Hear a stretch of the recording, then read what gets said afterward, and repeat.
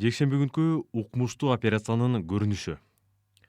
Украин дрондору орустардын учактарына биринин артынан экинчиси чабуул жасап жатты. Кээ бирлери талкаланса, калгандары оңдоп түзөтүүгө жараксыз абалга келди. Канаттын астында учурууга даяр турган канаттуу ракеталарды көрүүгө болот. Буталардын арасында Орусиянын авиациясында азайып бараткан баалуу радар учактары да болгону тастыкталды. Сок курулганы анык. Бирок ал канчалык зыян келтиргенин дароо билүү кыйын.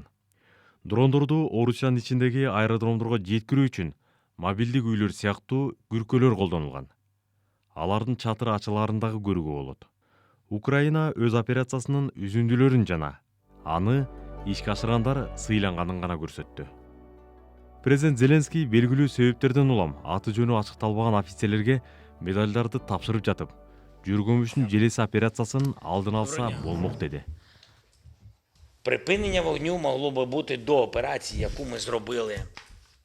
Ок атышпоо операцияга чейин ишке ашса болмок, туурабы? Ошондо операция болмок беле? Жок. Бирок ошол эле учурда биз кол куушуруп отурган жокпуз. Деген менен орус лидери бош келгидей көрүнбөйт. Жакында болгон окуяларга ачууланганы да анык.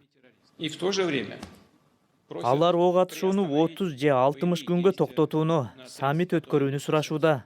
Бирок мындай кырдаалда кантип жолугушууларды өткөрмөк элек? Эмнени сүйлөшөбүз?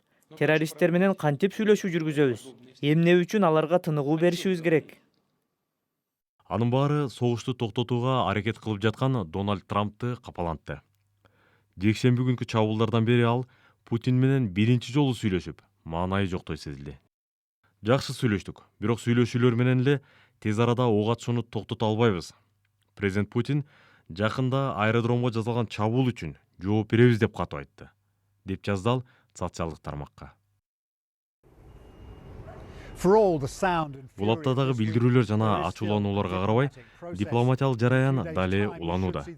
Жакын күндөрү көп сандагы согуш туткундарын алмашуу жараянына күбө болобуз.